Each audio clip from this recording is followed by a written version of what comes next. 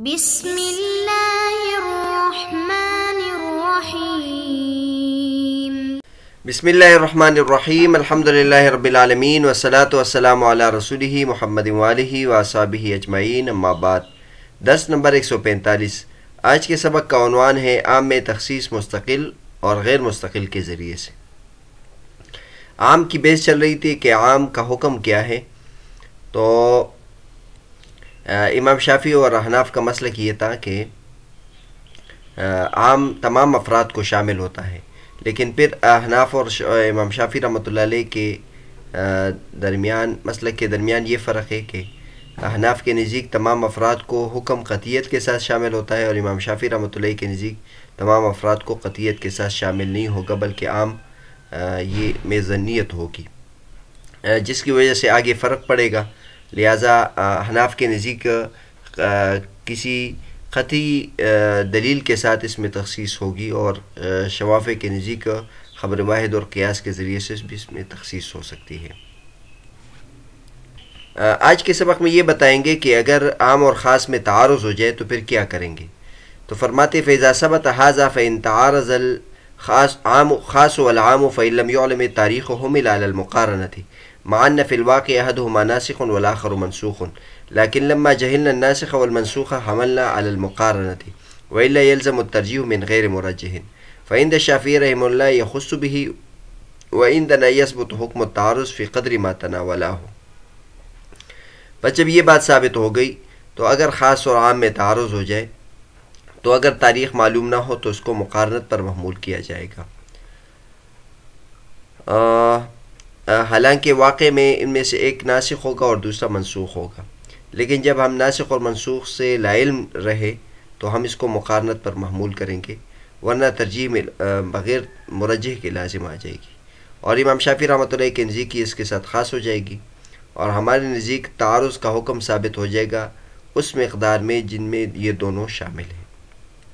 تو چونکہ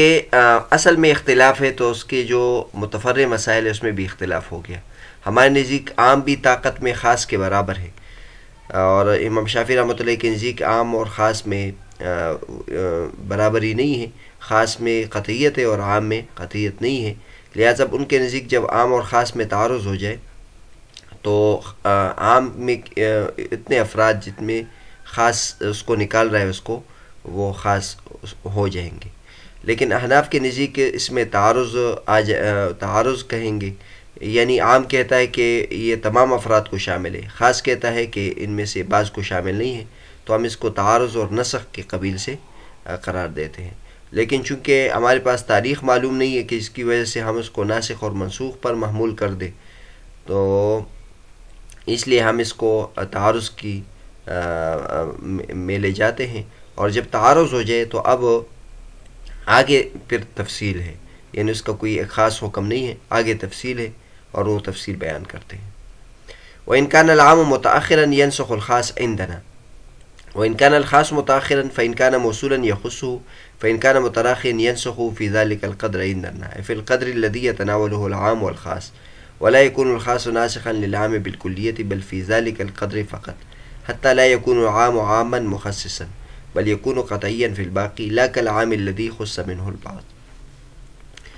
اب آگے دو صورتیں، اگر عام بعد میں آیا ہو اور خاص حکم پہلے ہے تو عام یہ خاص کو نسخ کر دے گا ہمارے نزدیک، اور اگر خاص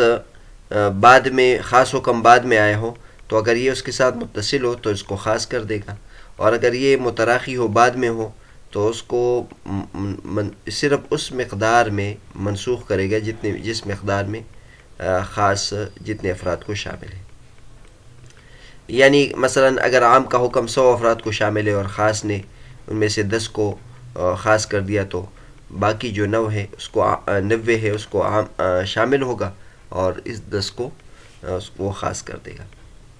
اے فی القدر الذی یتناولہ العام والخاص، اس مقدار جس میں عام اور خاص دونوں شامل ہیں، اور یہ خاص عام کے لیے بالکلیہ ناسخ نہیں بنے گا کہ اس عام کے تمام حکم کو وہ ختم کر دے، بلکہ صرف اس مقدار میں ختم کرے گا جس میں یہ اس کو شامل ہے، یہاں تک کہ یہ عام مخصص نہیں ہوگا بلکہ باقی میں قطعی ہوگا، نہ کہ اس عام کی طرح جس سے بعض افراد کو خاص کیا گیا ہو. اور یہ آگے آ جائے گا. عام خص منہ البعض احناف کے نزدیک بھی وہ ضنی ہو جاتا ہے، یعنی وہ عام جس کا ایک دلیل قطعی کے ذریعے سے اس میں تخصیص ہو جائے. اس کے بعد یہ باقاعدہ اس کے لیے فصل قائم کر رہے کہ عام بعض افراد کو شامل ہوں تو وہ بعض افراد کو کیسے شامل ہوگا، اس کی کتنی صورتیں ہیں، تو یہ بیان فرماتے ہیں. فصل قصر العام على بعض ما يتناوله لا يخلو من أن يكون بغير مستقل أي بكلام يتعلق بصدر الكلام ولا يكون تاما بنفسه، والمستقل ما لا يكون كذلك سواء كان كلاما أو لم يكن، وهو غير مستقل الاستثناء والشرط والصفة والغاية. فالاستثناء يوجب قصر العام على بعض أفراده، والشرط يوجب قصر صدر الكلام على بعض التقادير نحو أنت طالق دخلت الدار. والصفة توجب القصر على ما توجد فيه الصفة نحو في الإبل السائمة زكاة، والغاية توجب القصر على البعض الذي جعل غاية حدا له نحو قوله تعالى فاغسلوا وجوهكم وأيديكم إلى المرافق، وعلى ما وراء الغاية نحو أتموا الصيام إلى الليل. عام کا بعض افرادوں کو شامل ہونا، بعض افراد پر بند ہونا، یہ خالی نہیں ہے، یا تو مستقل کے ذریعے سے ہوگا، غیر مستقل کے ذریعے سے ہوگا، اور وہ استثناء شرط اور صفت اور غایہ ہے، اور یا پھر یہ مستقل کے ذریعے سے ہوگا. یعنی عام سے تو تمام افراد مراد ہوتے ہیں، لیکن کبھی کبھی کلام میں ایسی کوئی علامت ہوتی ہے جس سے معلوم ہوتا ہے کہ یہاں جو عام ہے وہ تمام افراد کو شامل نہیں ہے. تو اگر عام تمام افراد کو شامل نہ ہو بلکہ بعض پر بند ہو، تو بعض کو بند کرنے کے لیے یا تو کلام غیر مستقل ہوگا اور یا مستقل ہوگا. اگر غیر مستقل ہو تو اس کی مثال استثناء شرط صفت اور غایت ہے. کلام میں یعنی کسی جملے میں استثناء ذکر کرنے سے بھی عام کے عموم کو بعض افراد میں بند کیا جاتا ہے. اس طرح شرط، اسی طرح صفت اور اسی طرح غایہ، اور ہر ایک کی مثال مصنف نے دی ہے. مثلا استثناء کی جاء القوم الا زید، اب جاء القوم سے پورے قوم کی طرف مجیت کی نسبت ہوگی، لیکن زید سے معلوم ہوا کہ یہاں یہ خاص یعنی زید کے علاوہ مراد. اسی طرح شرط بھی جو عموم ہے اس کو بعض تقادیر پر بند کر دیتے ہیں، جیسے انت طالق ان دخلت الدار. اب جو انت طالق اس میں عام ہے، لیکن اس نے دخول دار پر اس کو بند کر دیا. اور اس طرح صفت بھی صرف اس افراد میں حکم کو بند کر دیتا ہے جس میں صفت موجود ہے، جیسے حدیث شریف میں فی الابل السائمۃ زکوۃ، اس اونٹ میں زکوٰۃ ہے جو اونٹ چرتا ہو، یعنی جو خدائی گھاس پر چرتا ہو، جس کو خود خرچہ کر کے کھلایا نہیں جاتا ہو، اس میں زکوٰۃ ہے. تو اب اس فی الابل زکوۃ اگر کہتے تو اس میں عموم ہوتا، لیکن سائمہ ذکر کرنے کے ساتھ یہ سائمہ کے ساتھ خاص ہو گیا، تو لہٰذا یہ بھی قصر العام ہے اور یہ قصر الصفت کی مثال ہے. قصر الغایت کی مثال دو دی ہے کہ آپ غایہ کو ذکر کر دیں، جیسے فاغسلوا وجوہکم وایدیکم الی المرافق. جب اللہ تبارک و تعالیٰ نے کہا کہ اپنے چہروں کو دو، اپنے ہاتھوں کو دو، تو ہاتھ بغل تک یہ شامل ہو جاتے، لیکن یہ مرافق ذکر کرنے کے ساتھ کوہنی تک وہ بند ہو گیا، اور کوہنیاں اس میں شامل ہیں.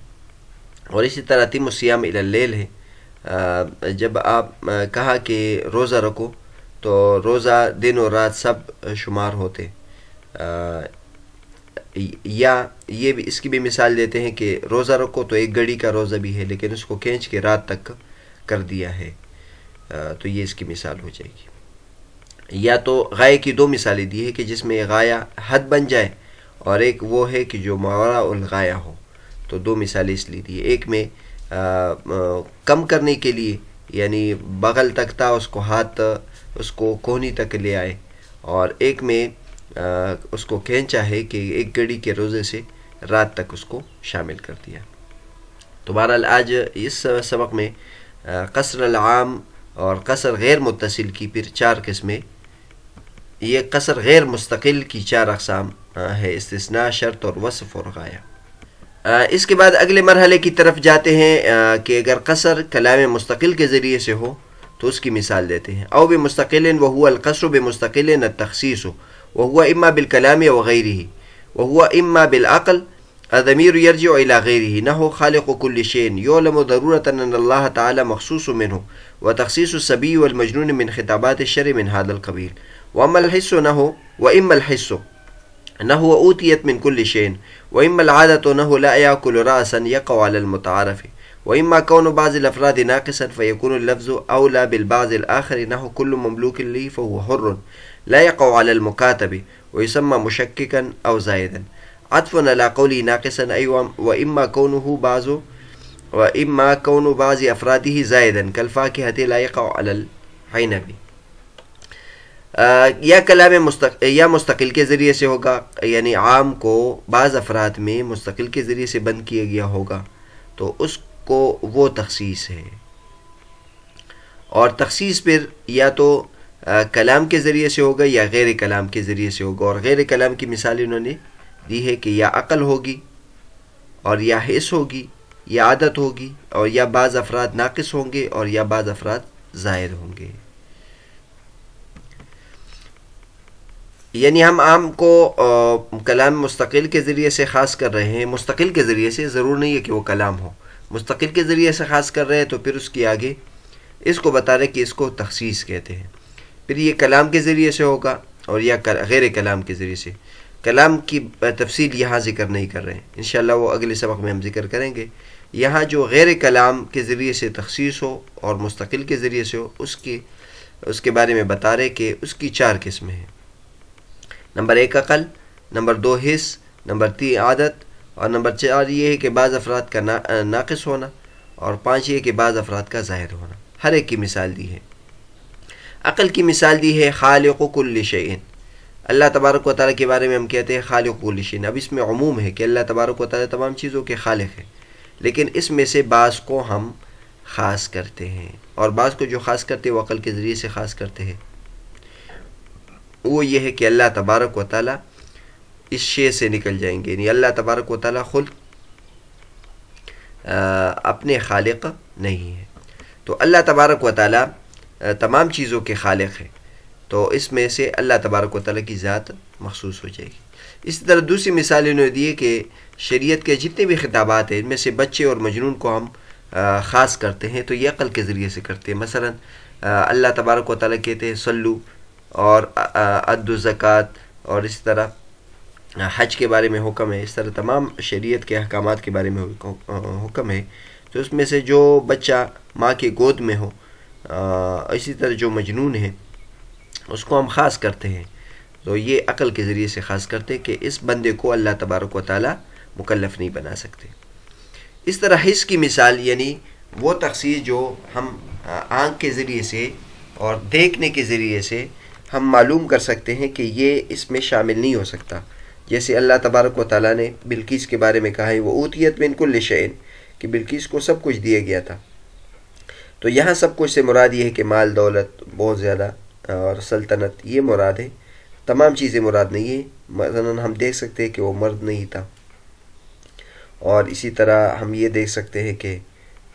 اس کو نبوت نہیں ملی تھی، بہت ساری چیزیں ان کو نہیں ملی تھی. تو یہ حس کے ذریعے سے ہمیں نظر آتا ہے کہ یہ چیزیں ان کے پاس نہیں ہیں. اور یہ عادت ہوگی مل عادت ہو، یا عرف و عادت میں وہ لفظ اس کے لیے اس میں یہ استعمال نہیں ہوتا. مثلا کوئی یہ کہے کہ میں سر نہیں کھاؤں گا، تو یہ سر اس سر پر بولا جائے گا جو عرف میں وہ سر کھایا جاتا ہو، جیسے بکری کا سر ہے یا گائے کا سر ہے یا بھینس کا سر ہے، یہ سر عموم پر کھایا جاتا ہے. اور جو مثلا چڑیا کا سر ہے، اس طرح جو عرف میں اس کے کھانے کا عرف نہ ہو تو وہ مراد نہیں ہوگا. اور یا یہ کہ بعض افراد ناقص ہو، یعنی بعض افراد دوسرے بعض کے بنسبت اولا ہو. جیسے کوئی کہے کل مملوک لی فہو حر، جو بھی میرا غلام ہے وہ آزاد ہے، تو اب مکاتب اس میں شامل نہیں ہوگا کیونکہ مکاتب من وجہ مملوک ہے، من وجہ مملوک نہیں ہے. ایک اعتبار سے وہ مملوک ہے لیکن مولا نے اس کو کہا ہے کہ اگر تم اتنے پیسے لے آؤ تو تم آزاد ہو جاؤ گے، تو اس طرح وہ ایک اعتبار سے مملوک ہے اور ایک اعتبار سے اس میں مملوکیت کم مقدار میں ہے،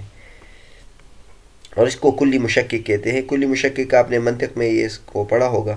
منطق میں کہتے ہیں بعض کلیات ایسے ہوتے ہیں جس میں بعض افراد کم ہوتے ہیں، بعض افراد زیادہ ہوتے ہیں، جیسے مثلا بیاض ہے، تو اب بیاض دودھ بھی بس سفید ہے، پانی بھی سفید ہے، سفید کپڑا بھی سفید ہے، چاند بھی سفید ہے، لیکن ان میں بعض افراد ایسے ہوتے ہیں کہ مثلا ایک کپڑا ہے وہ پیلے رنگ کا ہے، اور دوسرے کا جو پاس میں جو بندہ کھڑا ہے وہ اس نے کالے رنگ کا کپڑا پہنا ہوا ہے، تو ہم اس پیلے کو بھی یہ کہیں گے کہ یہ سفید ہے اور یہ کالا ہے، کیونکہ یعنی اس کے بنسبت یہ سفید ہے۔ تو سفید کا اطلاق ایک کلی مشکک ہے، بعض افراد پر اس کے یعنی زیادہ مقدار میں ہوتے ہیں اور بعض میں کم مقدار میں ہوتے ہیں، تو اگر بعض میں اس کی کا اطلاق کم درجے میں ہو تو اس کو یہ بھی تخصیص کی ایک صورت بنتی ہے، اور یہ کہ بعض میں زیادہ ہو، جیسے فاکہہ، یہ عنب پر اس کا اطلاق نہیں ہوتا، مطلب فاکہہ کا جو اطلاق ہے، فاکہہ میوے کی وہ قسم ہوتی ہے جس کو انسان تفقہ کے لیے کھائے، اور عموماً ہوتا یہ ہے کہ انسان جب پیٹ بھر کے کھانا کھائے اس کے بعد لذت کے لیے سے وہ ایک فروٹ کی قسم کو منتخب کر کے کھاتا ہے، لیکن ہم فروٹوں میں بعض فروٹ دیکھتے ہیں کہ وہ طاقت و قوت میں کھانے کے برابر ہوتے ہیں، جیسے انگور ہے، وہ طاقت قوت میں برابر ہے، لہٰذا تفقہ کا اطلاق اگرچہ فاکہہ کا اطلاق تمام اس کے اقسام پر ہوتا ہے، فروٹ کی جتنی بھی قسمیں ہیں، اور انگور بھی فروٹ میں سے ہیں، لیکن فاکہہ کا اطلاق اس پر ذرا کمزور ہو جاتا ہے، وہ اس اعتبار سے کہ جو عنب ہے اس میں تفقہ کے ساتھ ساتھ کچھ اور بھی پایا جاتا ہے، اور وہ طاقت کا ہونا ہے، جبکہ تفقہ میں صرف تفقہ یعنی لذت کا معنی ہوتا ہے۔ تو بہرحال یہ عام میں تخصیص کی بات چل رہی تھی، اور تخصیص مستقل کے ذریعے سے ہوگی یا غیر مستقل کے ذریعے سے، تو آج کے سبق میں ہم نے ایک تو عام کی جو تخصیص ہے وہ غیر مستقل کے ذریعے سے اس کی 4 قسم بیان کر دی، استثناء، شرط، وصف اور غایہ، اور پھر مستقل کے ذریعے سے اس کی آگے 2 قسمیں، کلام کے ذریعے سے ہوگا یا غیر کلام کے ذریعے سے۔